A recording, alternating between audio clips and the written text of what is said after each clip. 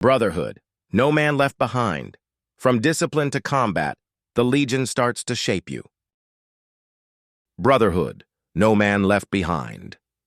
Continuation of the transformation. After weeks of cold mornings, discipline, and routine, something began to shift. The shock of winter was gone. The chaos of the first days was gone. The panic, the confusion, the civilian habits, all slowly disappearing. Now came the stage that separated those who simply survived from those who would truly become legionnaires. No longer punishment, but purpose. In the beginning, marches felt like torture.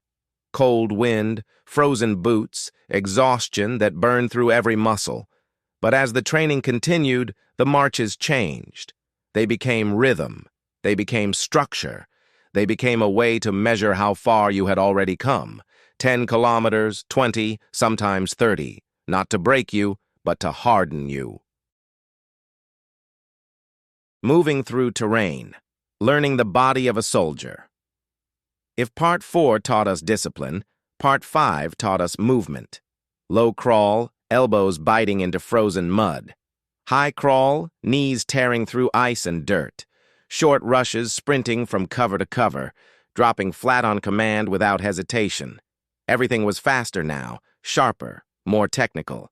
There was no room to think, only to react. The rifle. From object to responsibility. The rifle was no longer just gear. It was no longer something you carried. It became something you were stripping it in the cold, cleaning it when your fingers were numb, reloading under pressure, responding to shouted orders instantly. If your rifle wasn't perfect, the instructors didn't yell. They simply looked at you as if you had failed the entire group. And in the Legion, that is the worst feeling you can have. The first fire line: noise, pressure, and focus. This was the moment where theory disappeared and instinct took over. The noise, the recoil, the smell of gunpowder lifting into winter air, the instructor's voice cutting through everything. This wasn't cinema. This wasn't a game. It was the first time the Legion asked you to control your breathing, your shaking hands, your fear, and your shot. Discipline remains, the backbone of everything. Even as the training became more tactical, the old rules never disappeared. Beds perfect, lockers perfect, uniform perfect. Because the Legion knows something simple: a man who can control the small things will stand firm when the big things come. Brotherhood. Stronger than the cold. Brotherhood. Stronger than the cold.